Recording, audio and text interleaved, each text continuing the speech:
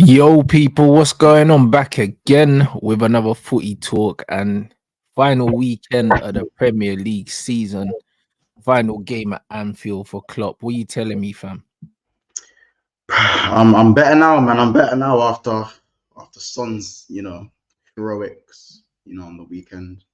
It's gonna be an emotional time for Jurgen, man. It's gonna be an emotional time. Obviously, Joel Matip and Thiago have obviously been confirmed to have been leaving. Obviously, they're probably gonna leave anyway.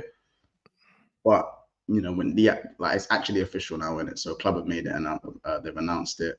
And yeah, bro, it's one of them ones where, again, Thiago, that one hits heavy in it, because with Thiago, again, like when it comes to the tribalism, fans are always making fun of my man and bro. They would have killed for a player like Thiago to be at their team. Thiago was not.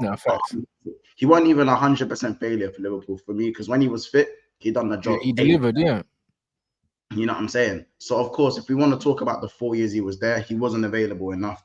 But when he was on the pitch, for me, he delivered a lot more than he. I'm saying the one season he was fit, we went for all four. There's no coincidence in that. You know what I'm saying? The season we came third, when we lost all our centre backs, he came back from injury. For the last 10 games of the season, we won 8, drew 2. These things aren't coincidence. You know what I'm saying? And the same thing for Joel Matip. I think probably one of the best free transfers for the club, probably alongside James Milner. I'll say Liverpool proper up for a free transfer, and for him to be as good as he was. Again, injuries as well with him. You know what I'm saying? Availability, it was an issue. But I just want to see going forward what the standard's saying for the club now, because when you look at players like Joel Matip and that, who are coming in on a free, if we was to go get a player on the free now, is he going to be as good as Joel Matip? This is where you, do you know what I'm saying? Probably not. You know what I'm saying? If anything, not with the market. No, not exactly. So I think, I don't know, time to change him, even with like longevity of players, just in general with teams and how long players stay at teams anyway. It's going to be a difficult one. But yeah, Thiago and Matip are they're two players that sat close in my heart, because again, like we as I said, Rants, we know ball in it and we appreciate footballers in it. And for me, as a ball playing centre back, I think Matip was a very good ball playing centre back. Yeah, he was. And you look at Thiago, and what more do I say, man? As I said, like, Project Mbappe is cool and that, but bro, if I get a youth anytime soon, bro, he's gonna be watching videos of Thiago from his time at Barca, Liverpool, and Bayern Munich, and it's as simple as that. Facts. Facts. I said the same thing, bro. That's one of him and Neymar, bro. Those are the two ballers that my youth watching, blood.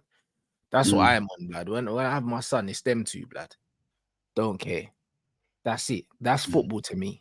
From this generation, man ain't trying to see these other ballers, bro. Thiago was an absolute bad man. I wanted him at Man United, and we were linked with him. To be fair, we were linked with him. Before you guys, you linked him in 2013. Yeah, Moyes wanted him. Yeah. Moyes wanted him, bro. Moyes wanted him and Gareth Bale, blood. That's what Moyes was on. You know, like that. And then we end up signing some scrubs instead, fam. Do you know what I mean? We got linked with Bale. We got linked with Fabregas. We got linked with Thiago. Moyes was on spending the money, bro. That's probably why he got sacked. Because he was on spending the big dough. You know what I'm saying? Like, he wanted the big names, bro. And Thiago was one of the players we got linked with, bro. Even Tony Cruz, bro. Like, he was doing the madness. So it's a mad one, really, bro. It's a mad one. But he's an unreal footballer, innit? And it's like, I don't know, Matip as well. I swear you got him for next to nothing as well when you signed him. It's free. Exactly. So you got him for a free, you're losing him on a free. And it's kind of like, you're probably not going to get a player as good as him for free ever again, innit? So I hear it, bro. I hear it. It's one of them weird ones. Like, we got Varane and Martial leaving, and it feels like they're both leaving on a free, and it feels mad to me, because it's like, even though we spent, 36 million on Martial, including add-ons, yeah? Like, bro, we've had him for like 9 years. So he well and truly paid that off long time, bro. So it just feels like we're just losing him for nothing, yeah? And then Varane as well. We've only had him for what? 1 season. Like, that's crazy. Or 2 seasons. 2 seasons. Because we had him the season before Cass. He was there under Ollie. So we've had him for 2 seasons, yeah? And it's like, bro, I feel like we ain't even seen the best of him at Man United, because we've been so bad. Do you know what I'm saying? Like, he's got so much to offer a football team, bro. He'll end up at Bayern or Real Madrid again. Watch. He's only 31, bro. Yeah, but remember when you're a little bit older, you can last in like leagues like Serie A, Bundesliga. You can do the Hummels thing. You can do the Hummels thing and kickball until you're like 36 at centre back. As long as you got It's a good actually mental 3 seasons. Fuck, you know, bro. Why does it feel like he just got here, bruv? because Life. of his availability, I feel like he only really got about a season and a half out of it. That's what it is. That's what it is. He's only been fit for just under a season and a half, really. Yeah. Really, in appearances. Don't get me wrong. Bro, you seen Thiago at Chelsea at 39, bro. Do you know what I mean? A man think that Varane's done at 31 is crazy. Anyone that signs Varane, anyone that signs Varane on a free, yeah, has got an absolute bargain. I wouldn't even say that that Varane is done. Like done is crazy. It's just for him to go back to anywhere near the level he was at Madrid, he needs to leave, and that's what it is, bro. He's far from not. How can bro? I'm bro. Football science, like medical science in football, bro, is the best it's ever been. But the age that people deem footballers to be finished at seems to get younger and younger every year. It doesn't make sense to me. How can the science be improving and the average age people are saying man are done is like man are selling me Salah's 31, he's finished. What the fuck? What do you mean? Yeah. Players can adapt and change their game. Bro, that's what they used to do. I watch Ryan Giggs do that. Do you know what I'm saying? Like I watch Paul Scholes do that. Like we understood that. Gerrard went from right mid to centre mid to cam to box to box to back to DM. You know what I'm saying? Like it's all right. You know what I'm saying? Sometimes well, we used to understand that though. We used to understand that players had to reinvent themselves. They had to adapt. They had to do all these things. Now, if you can't do what you used to be able to do, you're just finished. That's it. Like that's the way man see it now. Or one again, a player can be great for I don't know 2/3 of a season. He has 7-8 bad games, and now he's finished. Right. Okay. Makes plenty of sense. Plenty of sense. Yeah, but it's this generation though, mad reactionary. They watch football through Twitter and they watch football through I don't know comps in it because people need to understand. And I'm not saying I watched every La Liga game possible in it. I'm not saying man banged out La Liga like I banged out Premier League. I'm not going to sit there and do that. But you realize Messi and Ronaldo had games and moments like this in it. Like there were Ronaldo's been booed by Madrid fans, bro. Like CR7. I'm not talking about the latter CR7. I'm talking about CR. I'm scoring 2 goals a game 7. That you know what I'm saying? Man has had shit periods, bro. Like Rants, I'm sorry, bro, but world-class players. No world-class player is world-class for 38 out of 38 games in a season. Yeah, it's impossible. It's impossible. Don't get me wrong. Ronaldo and Messi probably 35 or out of 38, or you know what I'm saying, or 34. But there's another 10 man on the pitch. So you know when people say, Mane was crap at this point of the season, or I don't know, Rooney was cold for the first half of the season, but he fall off second half of the season. Bro is like it's not normal to carry a team for 100% of the season. No player does that. It's just now that we have this crazy stigma that, like, bro, people are saying that Odegaard shouldn't be in the team of the season because he wasn't that good in the first half of the season. But he's been so good for the last 6 months of the season. He has to be in team of the season for me. He's been one of their best players, if not their best player. Exactly. He's been one of them. Him and Gabriel. Yeah, but to put the expectation on him to be from August to November or August to December, like, bro, that's for me when he wasn't as good. He was like kind of average, innit? He's more kind of just average, just getting through games. But this is what I'm saying. I don't know, man. Like, I just think the stigma is crazy in it, where players, there's this weird Twitter expectation where if you're not carrying your team 90% of the time and you're a top player, you're either done or you're not you're not good enough in the big moments, and that's it. I don't know. The way that football is being judged, the way that football is judged now, should I say, is like nothing I've ever seen before. And this is why, bro, I choose to stay out of these kind of conversations anywhere other than on my YouTube channel, bro. Do you know what I'm saying? Because it's like, bro, I don't have people on here that don't know ball, bro. I just don't. So when people might say, oh yeah, like I only have certain people on here, you damn right, bro. Because I don't want anyone in here to just give me headaches for no reason. I don't care how entertaining it might be for other people, but I'm not about to sit here, yeah, and argue stupid things with people. I'm not about to do that, bro. Like, none of it makes any sense right now, the way these men judge football. And it's like, you know what's amazing? What a lot of these men cannot do either is, bro, every time these man's team, yeah, are linked with a player, all of a sudden they're a fucking expert on this player, bro, because they done a deep dive on YouTube. You know, like that, bro. You know the amount of times man say, oh, Rants, what do you think of so and so? And I say, bro, I ain't seen enough of him. Maybe I've seen him live twice. Can't really comment. Do you know what I mean? I can say, you know what? From what I saw, I think maybe there's a player in there, but man ain't coming out saying, yeah, he's this, he's that, he's this. How many times you watch man play for 90 minutes? I haven't.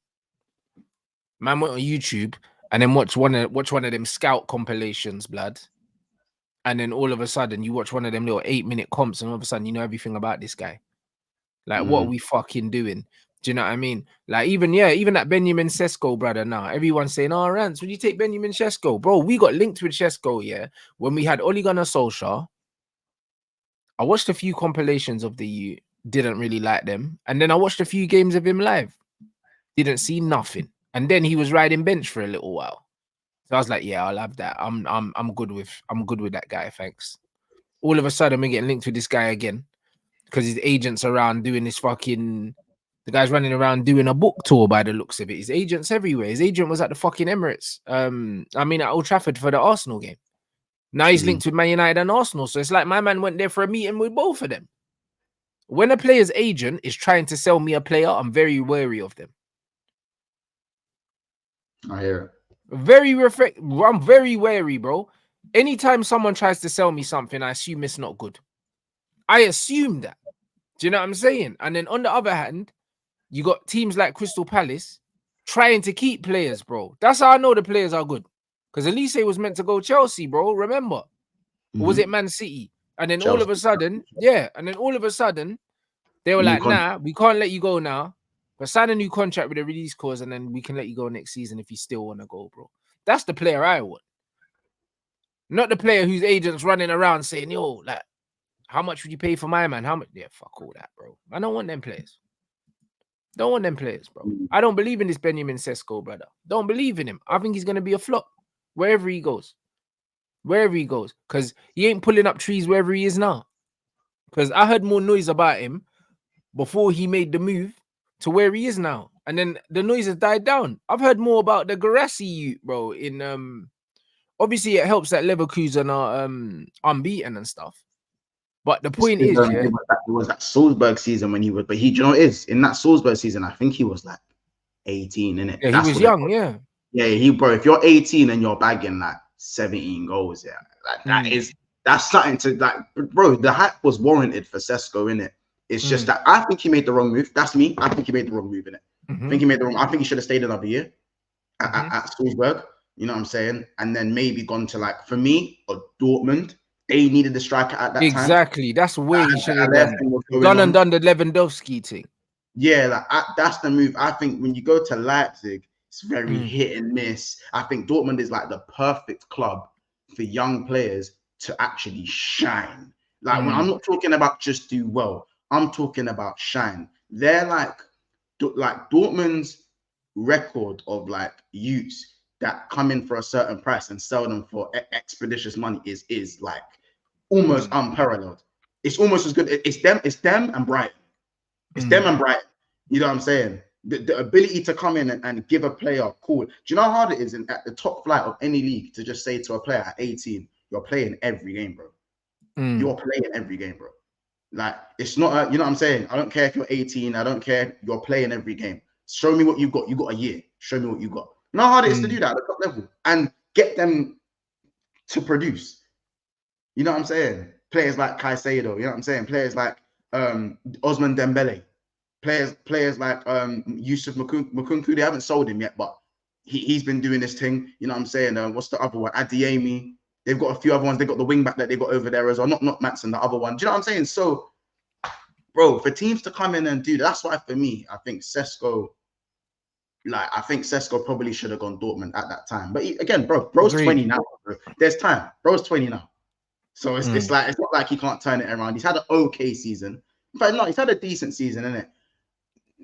We'll have to see if he makes the move to, who is it? Arsenal that are linked to him right now? I believe it's Arsenal. Arsenal linked to them. They were also linked with Gyökeres. They ain't get Gyökeres. I don't think they get Gyökeres. You know what I'm saying? United, we were linked. You'd be better off getting Watkins. Exactly. I don't think we were linked with Šeško. I think because his agent was at Old Trafford for the Arsenal game, they're assuming that he came to speak to both parties, but there's rumors that he's come to speak to Arsenal. If Arsenal get him, I'm quite happy with that because I don't think he's that good. Do you know what I'm saying? And two, it's kind of like stylistically from what I've seen of him, yeah, like I don't know how much better he makes them. I'll be real, than having Kai Havertz up there.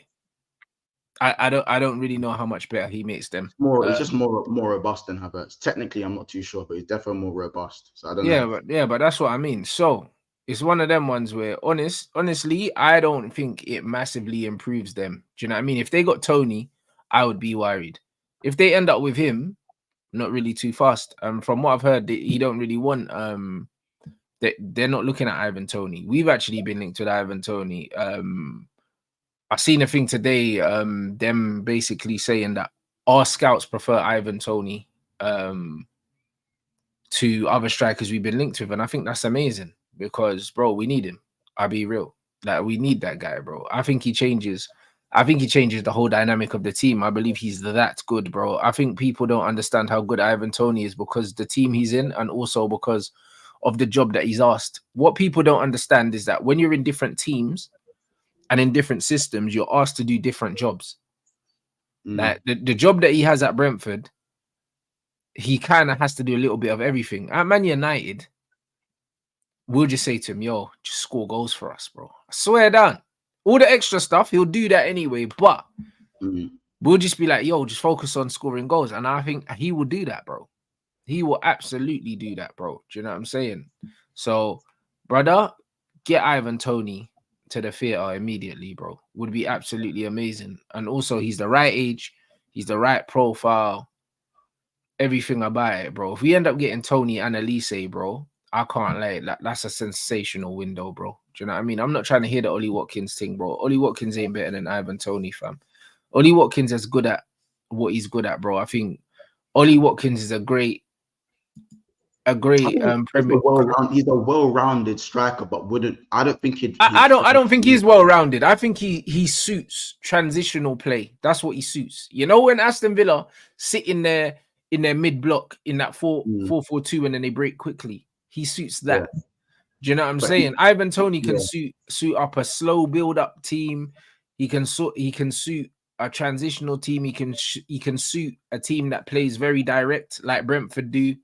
Do you know what I'm saying? You don't really play direct into Ollie Watkins like that, like into his body. You don't. You play into space with Ollie Watkins. I think Toney can play into space as well, into the channels, but Watkins is more of a play into space rather than play to feet player, innit? And I think that's just his game. I think that's just his game. I think with Watkins, I don't believe in a low block that he completely struggles. Because Emery has dominated a plethora of games this season. It's not like I think last team was very transitional. But with with the addition of Tielemans at times where they've had to be more rigid, like they can't do the gung ho high line kind of. They've had to kind of keep teams in their own half in certain games, and I think those games. Maybe it's more due to Bailey playing because Diaby can't play against low. For me, I've seen enough of Diaby to know that you see the low blocks and he struggles. But we see with Bailey and Watkins kind of they have this kind of relationship for me where it's helped Watkins play against low blocks. And to me, he's not better than Ivan Toney in a slow build up. He's not better than Ivan Toney in a low block. He's not. But he showed me this season that he's capable of doing it. I think again. If Watkins was to move, I think Arsenal would be a good move for him simply because people don't realize, Arsenal actually went off the ball, almost sit in a low block. It's not a low block, but they almost sit in a low block when off the ball. They sit in a 4-4-2 or even sometimes Rice drops in that even deep. Bro, they sit mad compact like this, Arsenal, when they don't have the ball. You know what I'm saying? And that's not to say, they play counter-attacking football, because they don't. But when they are off the ball, I think that could work with a Watkins in it. For me. Yeah, but that's what I'm saying. He's more of that. The fact that they've been linked to like Watkins, Isak, these kind of players, are good in transition. They're transitional players. That's what they are. Toney's completely different. Do you know what I mean? And like people are pointing out, when Watkins plays for England, like he don't look like the same player he looks at Villa, bro. And again, because it's more of a possession, slow-paced kind of game. You build international football, you kind of build through the team, innit? Like he likes quick transitions into the wide area, stretch players. He's not really a link man. So Ollie Watkins for me is like this generation's like Darren Bent to me. Do you know what I mean? Good Premier League.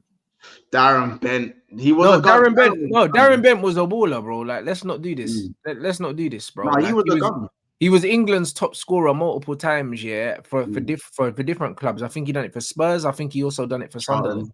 And Charlton as well. Do you see what I'm saying? So he's not a joke, man. However, he's got a very specific style of play that he likes, innit? Like, he's not really known for holding up the ball, bringing his teammates into play and stuff like that. He's more run the line, do you know what I'm saying? And can finish in and around the box. And that's what Ollie Watkins is for me. He is not a link player.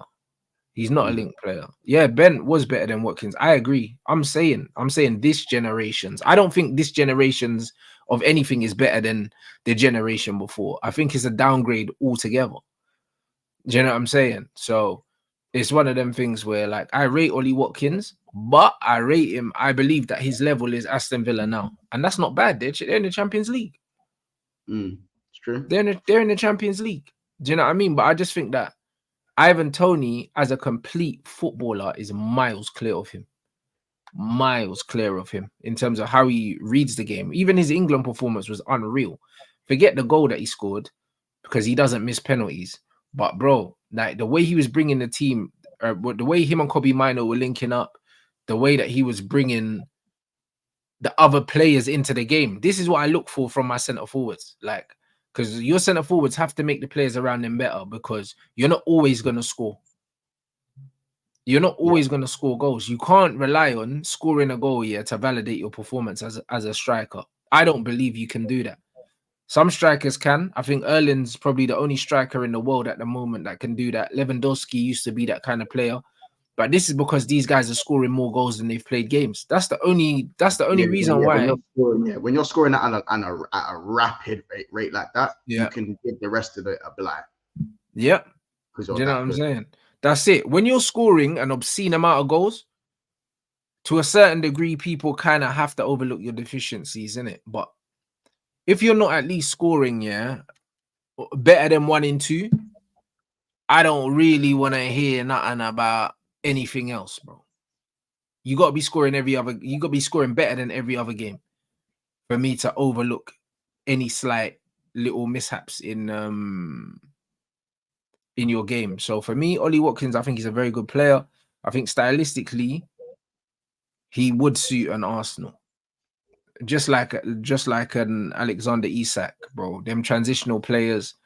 And Watkins is probably a better finisher than Isak. So it's one of them ones where Isak's ice cold with his finishing at times. He's ice. But he's also janky as well, bro. Like, do you know what I'm saying? He's mad inconsistent with his finishing. I think Watkins is more consistent with his finishing, but I also think I think they're both inconsistent.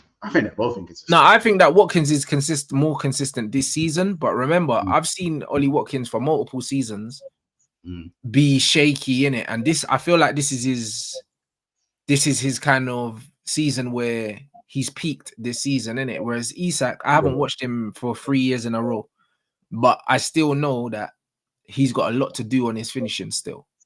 Do you know what I'm saying? And that's what it is. Yeah, like exactly. Isak scores the better goals. Like he'll have a better catalogue, but in terms of finishing, I think Ollie Watkins is the guy, bro. I like them finishes across the goalkeeper into the side netting, and the dink he scored against, was it Arsenal as well? He That tried dink is nasty. to do that against us. Bro, that dink is nasty, bro. When I see centre forwards dinking goalkeepers, I know that their confidence is through the roof. Do you know what I'm saying? Absolutely through the roof. Not all the time, because when Nunes did that at Brentford, I was like, what are you doing, bro? What's that? The scoop chip. When Nunes done the scoop chip against Brentford, I was bro, like, that was nasty. But that's what I'm saying. So, no. It's crazy. I can't even lie, bro. Do you know what I'm saying? So, yeah. Like, don't get me wrong. Yeah, I'm not, by the way, I'm not even saying that Nunes finish was dead. That Nunes shit was disgusting, innit? But like, it was like, it's one of the best goals of the season, bro. I can't lie. Yeah, like it's right up there, bro. It's definitely top 3. It's gotta be. I don't care. Just for difficulty. The difference is Watkins scored that chip on 30 GA in the league, and how it's easy to have it. Nunes having, I know in all comps Nunes got 31 and that, but he's got 11 Premier League goals, and man was just doing that. It's people hated Michael Owen for his. People were slandering Michael Owen, by the way, for him saying it's a great finish, it's an unreal, it's a stupid finish. Yeah, because it's 0-0. You're in a title race. Every point matters, and you've gone and you've given yourself almost the smallest window to score a goal. That ultimately, the deadlock is the most important goal, breaking the deadlock, innit? You know what I'm saying? And they got onto Michael Owen, but you should know from a world-class finisher himself, when he's speaking, when the man speaks, you got to listen sometimes, man. Yeah. You know what I'm saying? But yeah, no, I hear what you're saying about Watkins and the Toney type of thing. You know what I'm saying? So. Yeah, man. You know what it is? I just like footballers, innit? I like pure footballers. And for me, it's one of them ones where I'll be real. If you look at, I was having a conversation yesterday with Saeed and them, man, and I was talking about, you see, with attacking players, the best way to judge attacking players is on what they do instinctively, because it's one of them ones where attacking is very instinctive. Like defending is not really instinctive. It's very structural. It's very it's very much about pre-planning. You pre-plan how to defend against players. You pre-plan to defend against teams. And the odd time you might need to make an instinctive like slide tackle or something like that. But most of the time you can manage a team by just doing your homework on them. True. That's it. You can't manage. You can't. When it comes to attacking, like, bro, you have to react to the stimulus that's in front of you. Yeah. So when I look at certain players, it's what these men do, instinctively, is what I rate them on. Do you know what I'm saying? And when you see players like Ivan Toney, who had 6 months out the game, and the first game he comes back, he looks like he hasn't missed a game. Like, that's everything. Do you know what I mean? Like, there's certain players I watch. Sturridge was like that. Martial's like that. There's certain players that are just natural footballers, and they're so good to the point where these men could not play for 6 months, put their boots on, step on the pitch, and everything's blessed, bro. You know, like that. They look like they ain't missed a step, bro. And that's what it is, because they've just got the basics down to a science, bro. Do you know what I'm saying? They've got a right combination of technical ability, physicality, IQ, all these things. So they can just step onto the pitch and they just look like, yo, cool. Standard procedures. We're just doing that, innit? Like, they're just pure footballers. And that's why, for me, we go get Toney. I think he just slips straight into the team. It's not a thing where man has to get used to the players or used to anything. Even the first time I saw him start for England, bro, it's like the bro was playing in that team like he's played with these guys all the time, and we know that international football is not like that. Yeah. So he's a very, very good player, and it's one of them ones where football's a weird thing, because it's almost like, when it comes to English players, it's like being English goes for you sometimes in terms of you get overhyped, but then sometimes it goes against you, because then man do underappreciate you as well. You know them ones. It's like, if you ain't got one of them exotic names, man overlook players like him. Just the same way Darren Bent was overrated, the same way underrated to a certain degree. So was Jermaine Defoe. Like, man, just no, like 1,000,000%. yeah, man overlooked Jermaine Defoe. Like, Jermaine Defoe was one of the best strikers in the Premier League, yeah, for pretty much the whole time he was there. And man always had that stigma around him that, yeah, but he can't do it for this club and he can't do it for this club, bro. This guy will score goals anywhere. This guy would score goals anywhere. And I remember I said it, yeah. I said something and people saw it as controversial at the time, but I said, listen, if Jermaine Defoe played for Man United, he would have scored more goals than Rooney. A man said, huh? Bro, Rooney won an out-and-out goal scorer. Rooney scored goals because he was an unreal footballer, bro. Do you know what I mean? But Jermaine Defoe in Man United, getting the amount of chances that Man United got, bro, he would have been mashing 25, 30 goals a season. Again and again and again and again, because he was that good of a finisher. And also the positions he picked up. He wouldn't have been running into the positions that Rooney was to try and assist for people. He was just a pure gunman. Like, man don't understand how good Jermaine was, bro. Serious they don't understand. Yeah, serious gunman. I think for the side, I think the same thing went maybe happened with Ross Barkley. On top of him making a bad move, I think Ross Barkley would be. There's certain players that have like a foreign style of play. Do you know what I'm saying? I think there are a few that have that. You know, that foreign style of play. I think some players, they didn't help themselves with their moves and their injuries in it. Like, we just got to keep it a bucket. You know what I'm saying? Like, with Sturridge's injuries never helped him. You know what I'm saying? I think Oxlade-Chamberlain was one who, for me, not just because he played for Liverpool, I actually liked him. He was a baller at Arsenal, yeah, bro. Like, he was a baller. I always misused. Me personally, he was.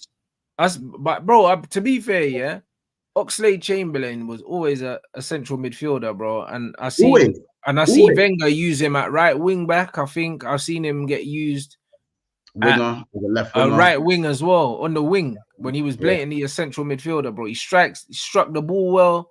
Was good on the ball, quite explosive. The outside of the foot thing that he done for us when they hit the crossbar in. Have you seen that goal? Was that Champions League? Champions League, yeah. I think so, yeah. I remember that goal, bro. Crazy goal.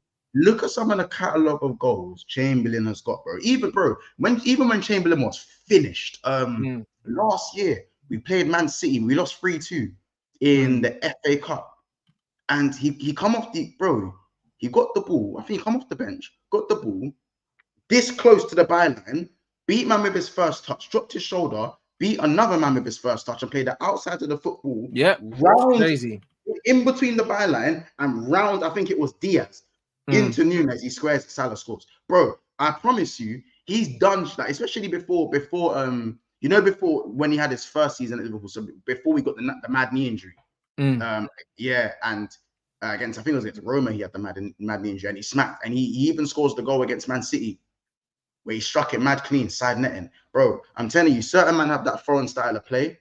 And I think that's why people were saying, why did Ox stay at Liverpool for so long? I think that's why Klopp kept him for so long, innit? You know what it is, yeah, with these players, yeah? When you have that ability, you need to be at the right club.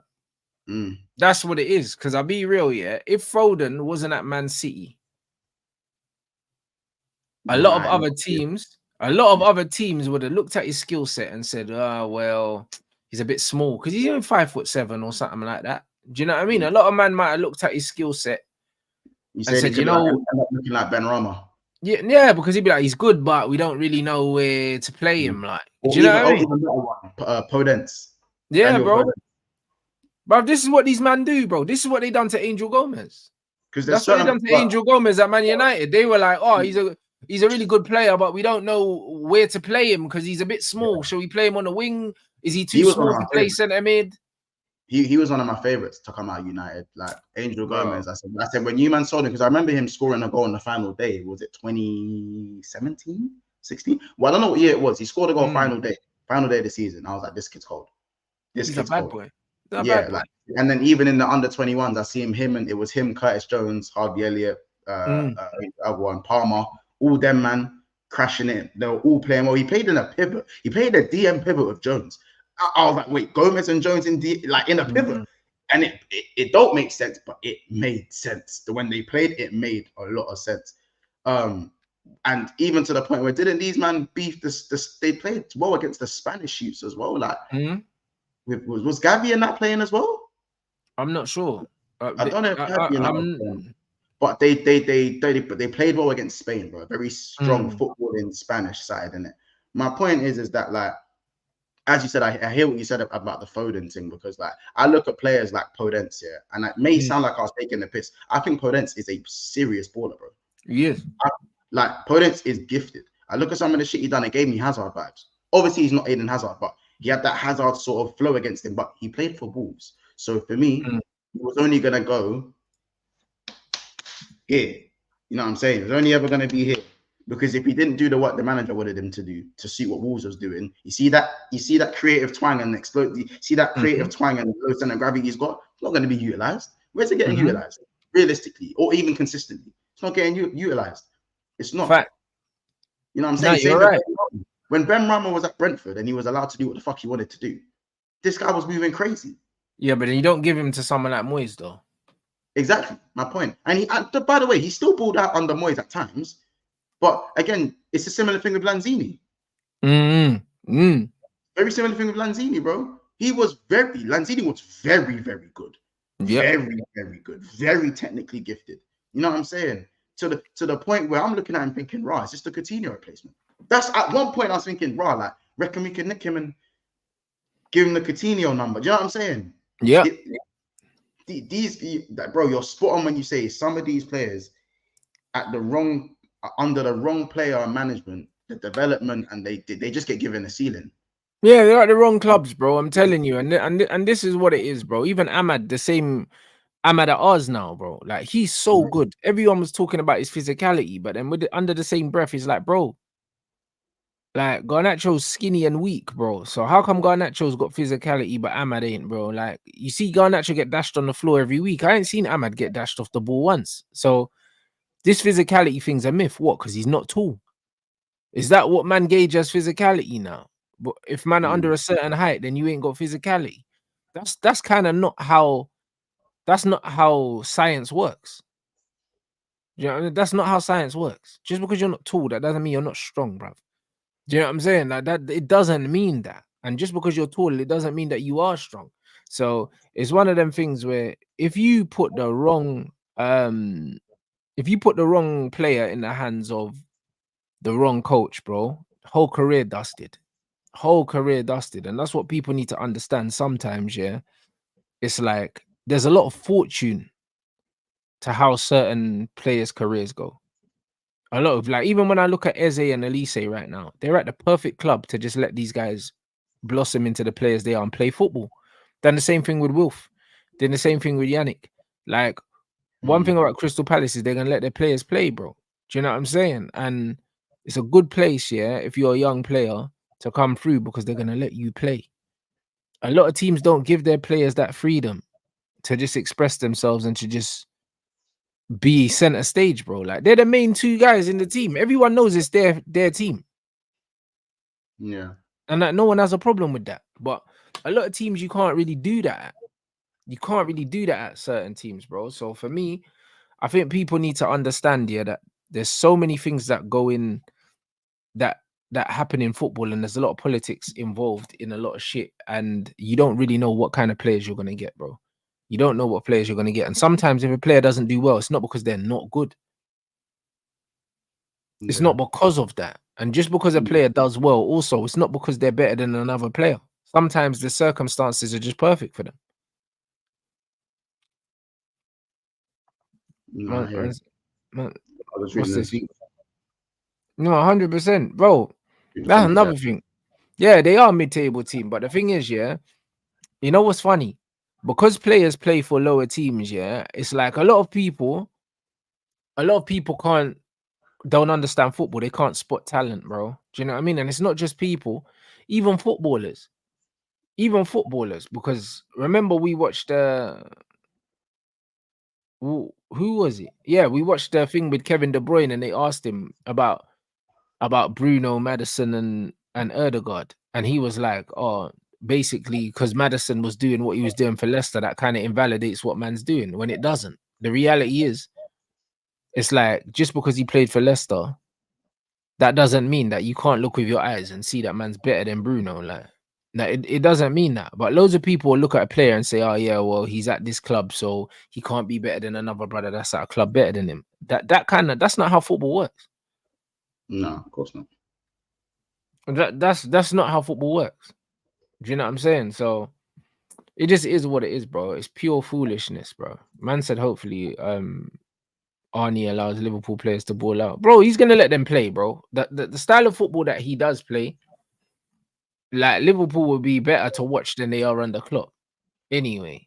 Because I don't find Klopp's football that exciting. I find it a bit messy and a bit chaotic. I think the new manager is probably gonna have them playing aesthetically better, but I don't know how that translates into what they're trying to do, blood. Because do you know how much money you man are looking to even spend this summer? Like, is there money there? Like, Yeah, there's P's there. For me, it just depends on. I think they're trying to figure out who stays first. And obviously, one thing, obviously, Ornstein was even saying that Liverpool are going to be very, very busy in terms of that defensive line this season, and maybe on the lookout for a winger. Obviously, Diaz has been strongly linked to Barcelona, and that I think for us, I think it's again get the appointment over the line and see who stays out of the big boys, and then we move from there. You know what I'm saying? We operate from there throughout the summer. I don't think it's going to be a thing where you know what we usually do. We get our business done quite early in the window, innit? Usually, we get the business done early. We go there, you know what I'm saying? Fabinho signed the day the day after we lost the Champions League final, you know what I'm saying? Konate, as soon as the season finishes, you see Konate holding up a Liverpool shirt. You know what I'm saying? We have a knack for that. So, but again, this was obviously more so under Ward and Michael Edwards, and now that they're back, we'll see what they can do. You know what I'm saying? Now this is going to be were they right to leave? Now that Klopp's gone, there ain't no excuses. No excuses. You know what I'm saying? There ain't no there's a manager here trying to control everything that we can't. No, you've been given all the power. You brought back your guys. You brought back the Bournemouth Brer Hughes as well, Richard Hughes as well. Like, you know, so this is the time. So as I said, I feel like it's one of the ones where. So what is that? What they were saying though? But I thought he was always a head coach at your club though. Who? Klopp. So how much control did he have though? Well, remember Edwards left, didn't it? Edwards left. So what did Edward leave because he forced him out, kind of thing? Obviously, nothing's 100, but it's basically seen that like they didn't get on. That like the relationship broke down, and then obviously the fact that Klopp was pushing for certain signings, wanted certain players to stay longer than they should have. Remember, Klopp tends to keep players a year too long because of his loyalty. Edwards is more ruthless and wants to sell man a year early to maximize the profit from the player. Right. So what he was trying to sell players, and Klopp didn't want them to leave. It's like not just that. There was probably many other things as well. Remember, Klopp didn't want Salah and Mane to begin with. He wanted Julian Brandt and Fekir. You know what I'm saying? So, you know, Klopp pushed for the Nunes signing. You know what I'm saying? Like Julian again. Remember, Julian Ward kind of had a similar issue as well. Not as much as not openly not got on as Edwards, but you can clearly see. It is probably true what was being kind of been said, because the second Klopp leaves, Michael Edwards comes back, Julian Ward comes back. Yeah, it looks a bit booky, isn't it? It's mad booky, bro. Like, you know what I'm saying? Man are coming back as soon as Klopp leaves. So, you know, it's one of them ones, isn't it? So, but listen, like I'm not even for the whole clash of like what they did together was very special. Best I've seen in my time as a Liverpool fan, as a younger Liverpool fan. Like, it's the best I've seen. So I'm not gonna hate on either side. Like, I just appreciate what was, and hopefully they can continue what was under a new manager, and we see where it goes. Listen, people are saying Slot is dusty and that, but because he's bald and looks like Ten Hag's Earth 2.0 twin and shit. But we'll have to see in it. Like my expectations aren't crazy high, but I'm very curious as to see the football he has us playing. Like, you know, if you want my honest opinion of how I think the season might go under Slot. If we play the football successfully the way he wants us to play football, I think it's a similar Ange Postecoglou effect where the first 10, 15 games might just be scintillating, but then I feel like the level will drop to what it balance itself out. Yeah, what it actually is towards the rest of the season. That's my thing, and I feel like we'll end up maybe going for the cup competitions, and maybe probably just finish in the top four, whether that's fourth or whether that's third. Or maybe he might be fifth and then push into fourth. I just think that there's going to be an obvious regression, but I think we will start fast, and a lot of the fan base might start saying we're going to go for the title again. You thought we was done, you thought it was over. You know what I'm saying? That I think that could be. That's just the way I think it might. I might be, because I think the players will generally find it very refreshing to play his type of football to start off with. Yeah, of course, coming from what they were doing before, but yeah, it'll be interesting to see what kind of players they bring in, because he likes to play a possession-based kind of football, and you don't really have players for that, bro. I think we have a few, but we need to bring in more.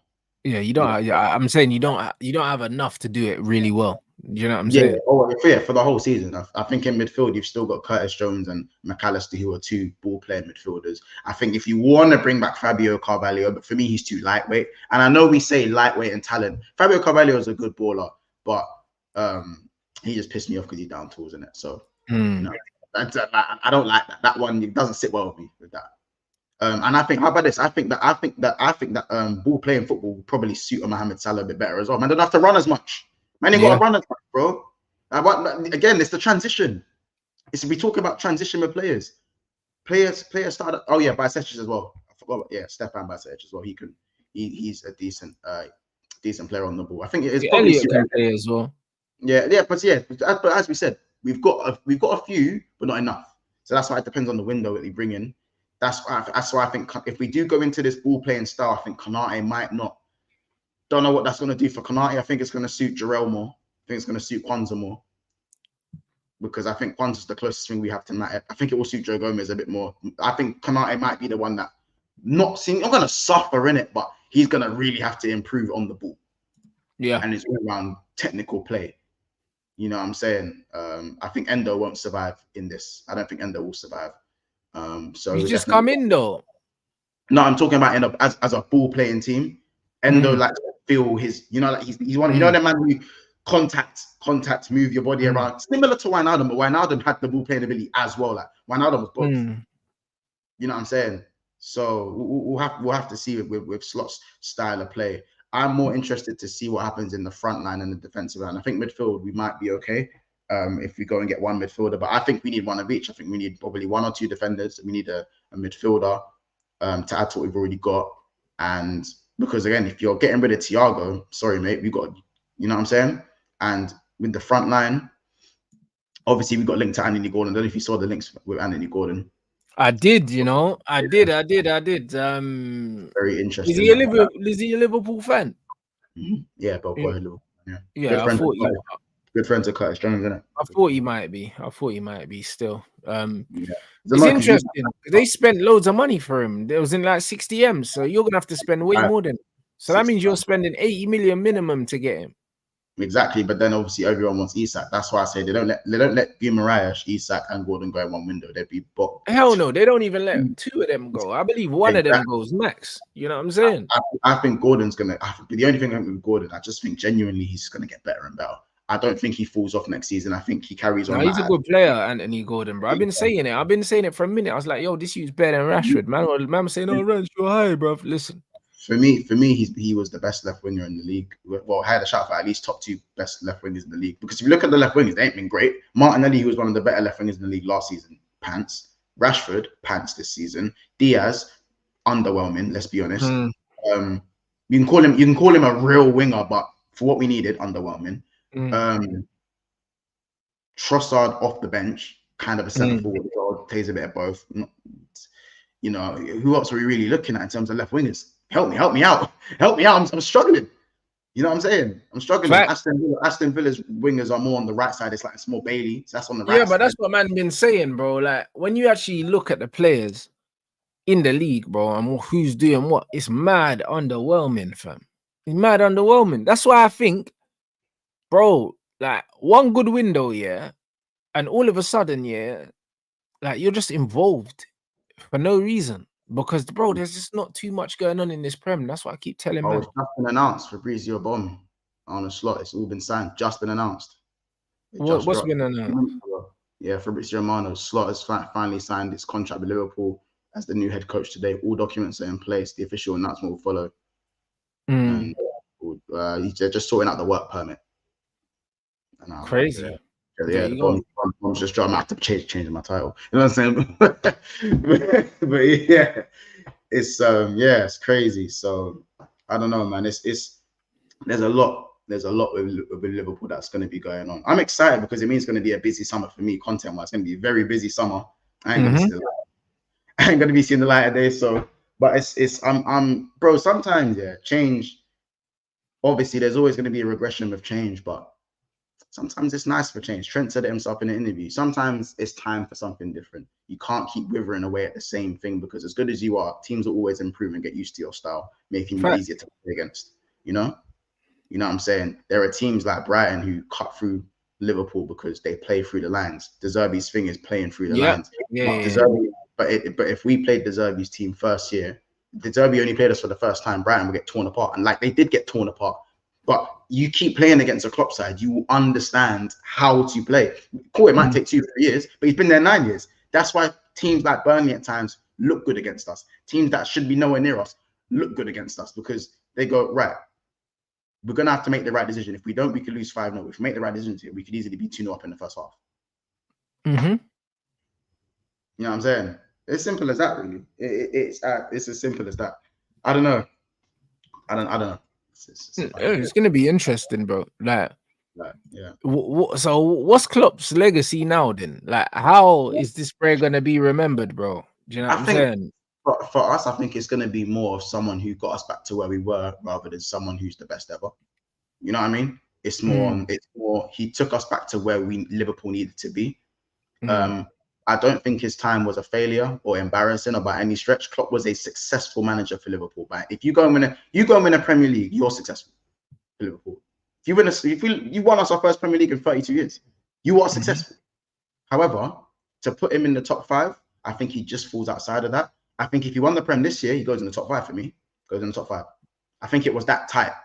But even if he won the Europa, the FA, and the Carabao, I think then you're looking at some good accolades there. What I would say is just that he falls just short for me, but that doesn't mean it's anywhere near a failure. I think it's borderline. It's definitely successful, but we're lying to ourselves if it couldn't have been more successful. Klopp should have walked away with at least 2 Champions Leagues and 2 Premier Leagues. I think it's as simple as that, really. People can say, the hand of Rod. And yeah, cool, the hand of Rod, for me, it is a cheat, but that's not the only opportunity we had to win the league. We had this year to win the league. This year was, for me, the easiest run-in to win the league. It was the easiest. Like, those other 2 times, City were absolute robots the other 2 times, so I can understand it. And even then, at one point, everyone looked at your Romanian fixtures and said, yo, like, you've got the easier fixtures, yeah? And then you just died, fam. Yeah, the wheels fell off, bro. The wheels fell off. But as I said, man, I'm self-aware enough to admit that the wheels fell off. And it wasn't sustainable enough to go for the whole season. So, obviously, there's many variables of it and whatever. But at the end of the day, I think his legacy is definitely going to be remembered by Liverpool fans more than rival fans. I think the rival fans who have a brain will understand that Jurgen Klopp is still, like, him as a manager, for what he's done at Dortmund and for what he's done at Liverpool. He literally almost rebuilt both clubs and put them back at the top in Europe and in domestically, but it's when us Liverpool fans start talking about him as the best ever and this being better than that, and in terms of like Mourinho and Wenger and whatnot. Do you know what I'm saying? Yeah, it's not that. The Wenger Klopp conversation for me, I think Wenger pips him. I think he needed that second Premier League to rival Wenger, but then obviously you could have the Champions League argument as well. So it's one of them ones. I still think Wenger stayed for 20 years. Klopp didn't stay for 20 years. That's why I think some of these comparisons are very difficult to make. They are different. They're difficult, and also Wenger was competing against much better teams in the Champions League anyway, bro, because it was just a different era of football. Do you know what I'm saying? So I'll be real. Like, Klopp definitely should have won more. But he's still a top manager, bro. But yeah, like he's not one of the best managers I've seen. So go on, bro. He's not one of the best Premier League managers that I've seen. Not for me. You know them ones there. Like, there's just multiple things. I don't think he's won enough, and also, like, the brand of football doesn't do anything for me either. Like, do you know what I'm saying? It's just everything. Like the thing is with Wenger, even though he didn't win a Champions League, yeah, this guy, some of the best football, in my opinion, that I've ever seen in the Premier League, bro. It might be the best football. I don't think I've seen better football than Arsene Wenger's football. I don't think I have. Not in England. What teams played better than Wenger's team? I couldn't name you one. I couldn't name you one. Do you know what I mean? So when you look at his impact on the game, how he played it, what he got out of some of these players as well, because some of the players that he had, they could only play that way for him. They couldn't play that way for no one else. It didn't make no sense. I have that argument also stands for Klopp, but I still think Wenger has had a better time. Like I can concede that argument, but at the same time, I think I generally I don't think it's a clear cut. I don't think it's mad clear cut, but I just think Wenger has the upper hand. I think it's simple as that. Man, the comments saying Wenger smokes him, not for me, but he does win the argument. I think once you take everything into account, he just does win the argument. But there's definitely arguments for Klopp's side and what he's done. You know what I'm saying? Especially with the City team that we've had to go against and what they've done in football and how we've had to go against them. I just don't like the double standards at the moment that's happening. Like everyone seems to be like, oh my God, City are now the villain. We need to stop them from being the villain of football and turning this league into a farmers league. I'm sorry, but when we were trying to go for the quad in 2021, man was saying City saved football. So what the fuck is man talking about? Yeah, but bro, it's all waffle. Like Man City are just what we were before. Yeah, literally, this Man energy, City no are just energy United. Bro, Like, Man City are just doing what Man United did before. That's all they're doing. Do you know what I'm saying? It's just that they're doing it with more structure. But I just don't like the narrative. That narrative, like, it actually infuriates me. Like, I've got Arsenal fans. They're trying to vilify Man City. They're trying to vilify them. Yes, I understand the 115. Yeah, but they can vilify City because they vilified us as well, bro. They're always used to being runners up, bro. Like, do you know what I'm saying? So I get it. Like, I get it. Like, they hated us because we used to win everything. Do you know what I'm saying? And now Man City are doing it, bro, and they just want to go. Do you know what I mean? Even Liverpool have had their go to some degree. Do you know what I'm saying? Arsenal ain't had their go yet. So I understand why they're trying to vilify, man, because these men are sour. I get it. Yeah, but they also like, and I don't know. I think you might be. I think you favorite the tweet that I made.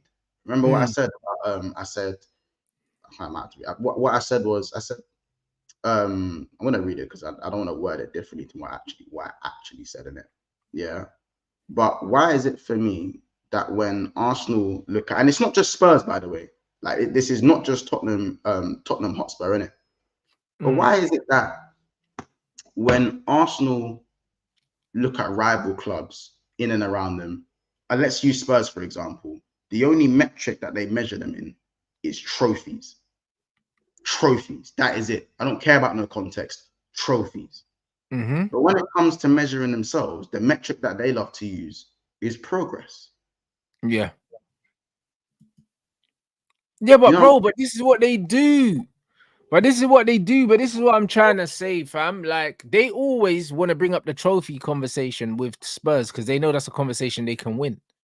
Do you understand? But they can't win that conversation with no one else because that's why I say, like, bro, you man really are little man, though. Like, do you know, you're masquerading as the big man, but Duppy know who for frightened, rude boy. You know, you only gonna have that chat for Tottenham.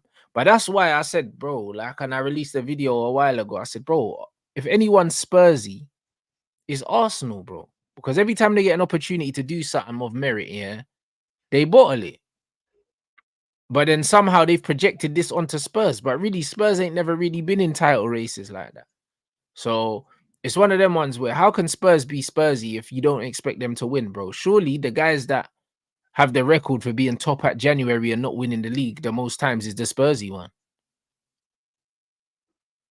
Surely that's the Spursy team. Do you know what I mean? Man saying Rants, we're above you. Yes, you are above us, but broski, I'll be real, yeah. It's one of them ones where next 10 years, innit? Let's see how it goes, innit? Let's see how it goes. But this like let's see how it goes, bro. Because bro, when it comes to Arsenal, bro, like these man don't win stuff like that, bro. They man do all this chat, yeah. But it's like, bro, last season you didn't win a trophy. We did. West Ham even won a trophy and you didn't win one. Like, won a what are we doing? That's what I mean. Liverpool won a trophy. You didn't win no trophies, bro. Yeah. That, by the way, that tweet single-handedly rattled the whole Arsenal fan base, by the way. I had to mute that shit because, bro, like, Nah, and bro. it's the validity of the question, bro. You measure yourselves with progress when you don't win anything, but let that be me or Spurs or any of the clubs around you, no trophy, no success. Why? Because everything is always different with Arsenal. It's always different. And by the way, not the institution, not all of the fan base, but a large portion of. Bro, listen, it might as well be all of them because it's the majority of them, innit? Listen, the exception don't make the rule. You know what I'm saying? Like, but it's I'll be real. Like, I'm waking up, bro, and I'm seeing stuff like,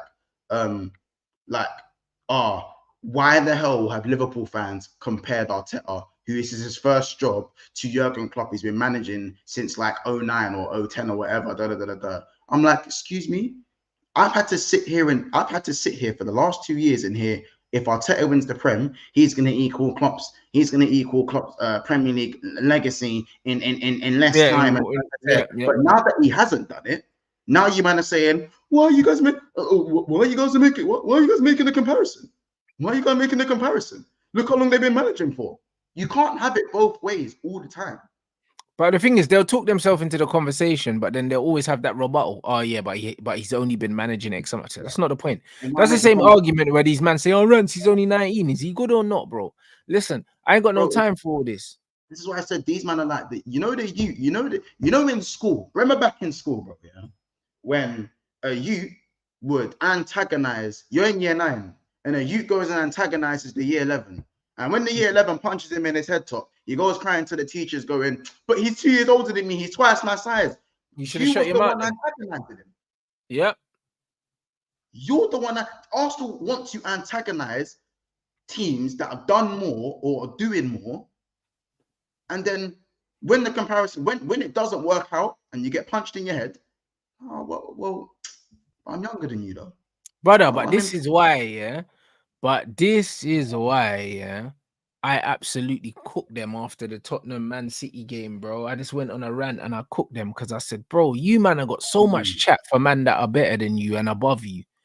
You know, like that. You do not have the accolades to have the chest that you man have. You don't have the accolades. Do you know what I'm saying? Because Man United, Liverpool, Chelsea, Man City now, we're giants now, bro. Because until you lift the trophy with the big ears, yeah, you can't chat to none of them, man. Can't chat to us, bro. I'll be real. None of this don't mean nothing, bro. None of this don't mean a damn thing, bro. You've got less Premier Leagues than Man City as well. So when man are saying Man City, plastic club, all these other things, cool. Like, brother, you ain't even got the Prems, blood. You don't have the Prems. You got no Champions League. You got no European heritage, bro. Like none whatsoever, bro. Like it's a mad thing, bro. But this is my point though, bro. When I say like, and also man don't like me for this, but I said we talk about trophies and success. I think United Ellis said it. I think Ellis said it as well, bro. When he was like, these man move like they have the mentality of Real Madrid, but move like they're Blackburn blood. But you're laughing, bro. I promise you, you're laughing, bro. But it's not like, and I didn't want to turn it into this, bro. I didn't want to do this, didn't it? I really didn't want to do this. But man, go on like they're really at the big boy table when you haven't even won it all, bro. Like, bro, I promise you, 4 FA Cups in 20 years is closer to Spurs than the rest of us in the top 6. Facts. Literally. Facts. Literally, bro. It's crazy. So when I say stuff like, you're measuring Spurs on a metric of trophies and no context, but for you need every page of context in the Bible. Like what? You know what I'm saying? Context when I saw that tweet, bro, I wish I could like it twice. Do you know what I'm saying? Like, because it's facts. That one about the progress, bro. Do you know what I mean? Like, you can't run Spurs for not winning trophies, but then say, oh yeah, but Arteta's only young in this football thing and we don't need to win trophies. Look at the points. We're getting better every year. Bruv, Fuck off. Like, man, don't want to hear that. Do you know what I'm saying? Man, don't want to hear that, because if you can't be humble about your achievements, yeah, but then be bare braggadocious and be bare bossy, like, about your club. It's like, no, just be humble across the board. Do you know what I mean? Like, if you was humble and you didn't chat so much shit, people wouldn't be onto you like that. I'll be real, because the thing is, you put yourself under this pressure and then your team always crumble under it. Always crumble. Like, what phase is it next season now? Arteta spent fucking what, close to £1 billion, ain't won nothing. Bro, it's the progression phase, isn't it? It's the progression phase. That's the way I see it. Look, who this is it? Yeah, Arsenal FC. This is the one. This is the tweet. 20 years without a title, soon to be 21. 32 years without a Carabao Cup. No UCLs, no Europas, no Super Cups, no Club World Cups, and never retained a Premier League title. The fan base have the audacity of Real Madrid, but in reality, they're closer to Blackburn. FA Cups are your only form of clout. It's crazy, you know. So, you know, like, I heard the term actual wage. You know what I'm saying? I hear it. Man will down, like, you get it. Them man will downplay lifting the Champions League by comparing themselves and saying stuff like pray for Bayern, disrespecting Real Madrid, disrespecting the big European giants. Like, this Champions League thing is easy. Man City only now just won a champs, and they've been Man City for like 8 years, blood. Bro, but Man City, like man said, Man City are writing history right in front of our eyes. And that's why when man are turning around saying, oh, plastic club and all that, listen, I don't buy into all that, bro. Do you know what I'm saying? Because at the end of the day, City might have been that, but they're not that now, bro. They've proven to everyone that they're here to stay and they have to be taken seriously, bro. Because they won trophies even before Pep Guardiola. So it's not like Pep's the only one that's won Prems with these guys. They've shown us that they've got the sustainability, they've got the structure, that when Pep does eventually move on, they'll continue to be challenging for all the honors, because they've built a real solid football club now. So fuck what they were, it's what they are now. Do you know what I mean? And what they are is fucking serious, bro. So I can't not take these men serious no more. Exactly, and this is it. So this is why when I say, yeah, like, when I talk about fan bases, yeah, and how fans always want it both ways. Like, there's never any doubles. Like, Arsenal fans, a lot of them only see things when it happens to them, positive and negative.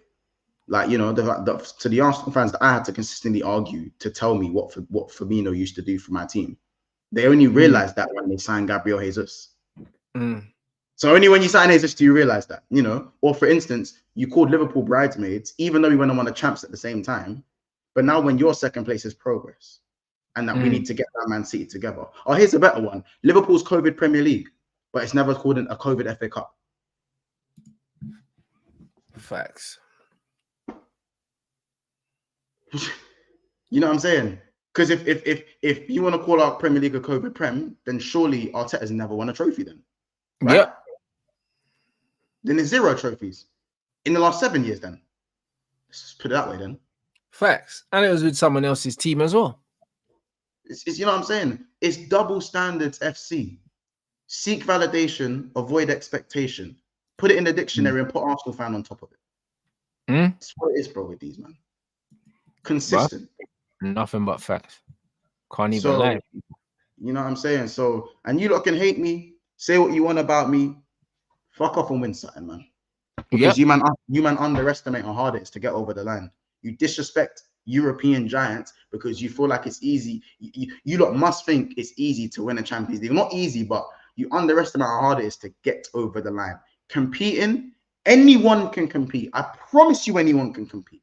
Anyone can have a good season and compete. Every league is different. But to get over the line, is so difficult. So difficult, bro. And I think they underestimate how hard it is to do that, because after being in the champs for the first time in 7 years, man thought they could say stuff like pray for Bayern. Are you mad? Crazy, innit? That there is the biggest. Just bro, you just can't run that, man. You can't Bro, then run. Bayern turned up to their yard with no fans and was fisting them up.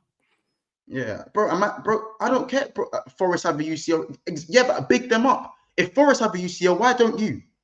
If it was so easy, why didn't you do it? Facts. But you don't think of it like that. You think of it, if a crap team won it, then anyone can win it. That's where my mentality and your mentality are different. If it was so, if Forest have 2 champs, why don't Liverpool have 2 more champs?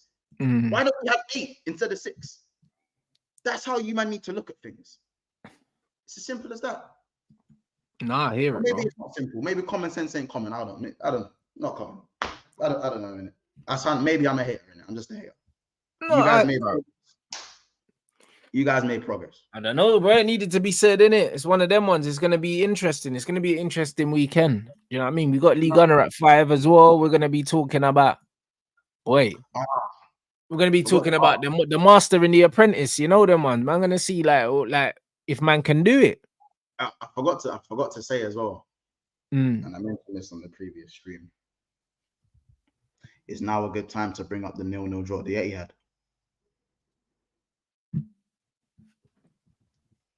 Take it away, my G. You know them ones, because them man never tried to win the game, fam. And boy, if they won that game, no, they won, bro. There's the 0-0 cup final, the 0-0 victory.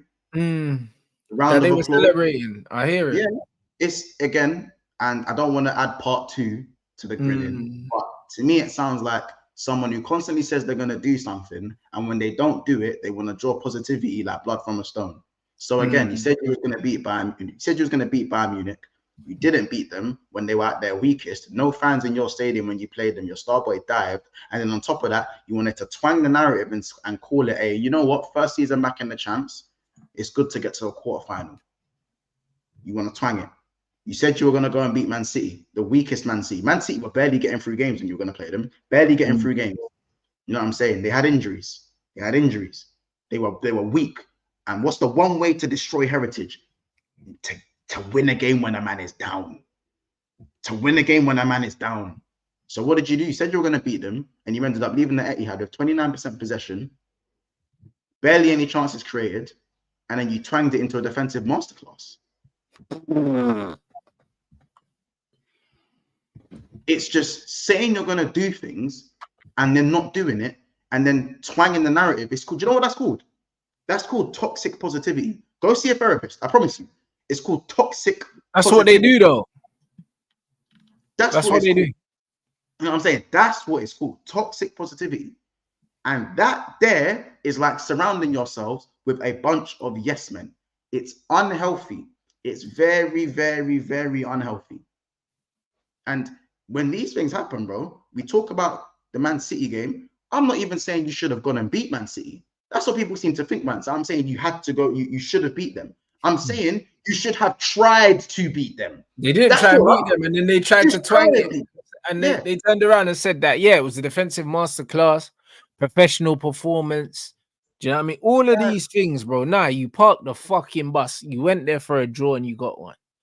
Yeah. And guess what? If Man City win this league, do you want to know what their top 6 record was? Because another thing I hear is we took 4 points off of Liverpool. We took 4 points off of City. We took 6 points off of United.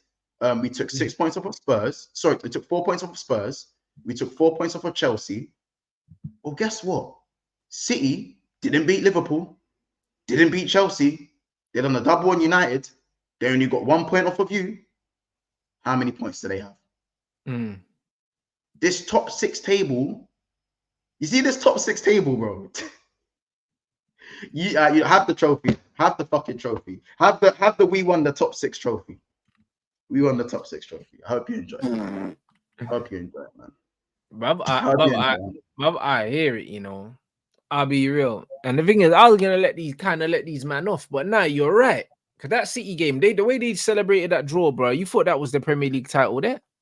Bro, when that whistle went, I was watching AFTV, bro.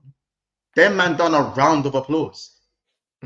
Round of applause. As if to say they got over the line, and bro, it was as if they were 1-0 up and got over the line after a 45 minutes of pressure in the second half. That's what you would have thought it was. Do you know what I'm saying? And now it's like we can be proud of our manager. Listen, if you started the season off saying we can be proud of the manager, regardless of the trophies, then you know what? I actually hear that. If that's your starting narrative, we just want to get out of the group. It's our first year back in 7 years. We just want to get out of the group. Yeah, but again, that would be being humble, bro. Them man don't know the meaning. It's crazy, bro. Sorry, I know you got super chat. I'll let you see. Them man don't know the meaning, bro. All right, big up my guy. Nuggets. I think Nuggets smoke Timberwolves in Game 7, and Chiefs repeat. Yeah, hopefully. I think so. Why not? Why not, bro? Big up for the super chat, my brother. But yeah, bro, they needed the humbling. They needed the humbling, bro. They needed it. And that's what I mean. There's different ways. Like you said, these men have barely been in the Champions League for so long. And it's like, why would you not just chill? Why would you not just chill and say, you know what, first season back, managers just started managing. Like, Arteta don't have a good European record anyway. Do you know what I'm saying? But they could have come out and said, you know what, managers new. The manager is new to coaching in the Champions League. Like, boy, like quarterfinals would be good for us, or it'd be sick if we could get semi-finals. Man was saying pray for Bayern, bro. Bro, they just don't know, innit? Do you know what I'm saying? Bro, it's crazy. Bro, pray for Bayern is, bro, that the amount of disrespect there. And what's worse, they had Eric Dyer playing CB and that. They got two Spurs man in there that dunked on you, bro. That's, bro, how can Emery take away your prem, and Kane and Dyer take away your chances at the champs, and then get knocked out by us, Liverpool's with a team? Hey, that team we put out of the Emirates is killing me. Get knocked out by Liverpool and get knocked out by West Ham. Yeah, but that's what I'm trying to say. It's nasty, bro. Man are saying they had a better season than them. Yeah, but this is what I'm trying to say, bro. Hey, I'll be real, but that's why man can't chat shit. God don't like ugly. Yeah, but bro, but this is why I'm not letting them off, and that's why all summer, yeah, them man have to get cooked, bro, because bro, there's no, like, bro, like they just can't be humble, bro. They cannot be humble. There's no humility with these guys, and this is my problem. And this is why when they say, "Oh, Arsenal living rent free," no, you man are annoying, bruv. And that's why you found out, yeah, that everyone in this country hates you. Because no one wanted you to win the league apart from Saeed, yeah, and Arsenal fans. Only because Saeed's got Man City family. That's it. Everyone else wanted to see you, man, perish. Because you're unbearable. Like, this is just what it is. Man are unbearable, bro. We took 6 points off United. Cool. Screenshot it and frame it, bro. And that could be your trophy for the season. Because that's the only trophy you're gonna lift this season, bro. Oh, we beat United twice trophy. Lovely. Lovely, mate. You know what I'm saying? So the game is a game. That's just what it is. It's gonna be interesting. I know Lee must have been, because Lee was pissed anyway, because their man were always saying to but their man was saying to Ghana before, he must be a Spurs fan, and that when he was talking the real against Arsenal, then all of a sudden them man was celebrating, them man were rooting for Spurs when they played Man City. So it's gonna be interesting catching up with Ghana at 5 o'clock to see what I'll go on, because obviously last game of the season you've got Everton, who you don't have a good record against. Don't put it past Arsenal to drop points against Everton in the last game of the season. Don't put it past them, you know. Don't put it past them. It's I don't know, man. Like, again, the whole Tottenham. By the way, what did you think of this? Do you think Son missed? I think Son missed out on purpose, by the way, innit? The reason why I'm not, the reason, it was a very good save. No, it was a great save. I'll be real. The reason why I don't think he missed it on purpose is because I've seen Son miss bare chances, bruv. And also, like, he goes across the goalkeeper, innit? I think if he wants to miss the target, he probably goes for near post, because the goalkeeper covers the near post. Yeah. Do you know what I'm saying? Like, if you want to miss a shot, you go near post. Because it is the Rats. He had bare time. Like when Yeah, even like but sometimes, yeah, but bro, when you've got more time, the chance is more difficult. Because the thing is, the goalkeeper gets to come forward, he gets to set himself and all these other things. But for Son, innit? For Son, though, bro, I don't think so. Like Son's finishing, his best finishes are when the ball gets played through and he's maybe got 1 to 2 seconds. The guy ran from the halfway line, bro. Bro, do you see the goal he scored the other day against Crystal Palace? Yeah, but bro, touches in on goal, slots it. But that's 3-4 touches, not 7-8. Do you understand what I'm saying? No, like, that touch was 3-4. That was 3-4 touches because it was. Remember, it was a defensive mistake, innit? Yeah, but Son won that on the halfway line, bro. He won that on the halfway line. I don't know. It looked like it was. I might need to watch it. It was inside. It was the halfway line, bro. Like it was far, blood. You know them way there. And the thing is, if you want to miss on purpose, you go near post because you know the keeper always covers the near post. He went across the goalkeeper. The bread done the splits to save it. Like it was a good save. Because if he dives, the ball probably goes under him. He goes with his feet. You know the ones like that was a wavy save, bro. Like that's a that's crazy. I can't lie. Way, bro. Son's gonna go down. Either way, Son's gonna go down as one of the best captains. Play the game. You know what I'm saying? But bro, listen, I'll be real, yeah. Like, I don't care, innit? I'm just glad they lost. You know, like that. Because bro, man didn't need it. If Tottenham could have won the league for Arsenal, that would have been the most booky thing. Like, I was watching the game, I was saying this is like an episode of Black Mirror. This shit don't make sense. Like, bro, Tottenham winning the league for Arsenal. What? That is therefore that's a Black Mirror thing. That's a mad thing, bro. An Arsenal fan supporting Tottenham and Tottenham fan supporting Man City. Like, this ain't real. Like, bro, I was like, whoever wrote this script is tapped. Should it make sense? Bro, that is crazy. Like, could you, bro? It's mad. I'm deep. It's madness. Shit, it's madness. Like, that is madness. Tottenham fans went to the game to support Man City. Like, we've never seen that. We've never seen that shit.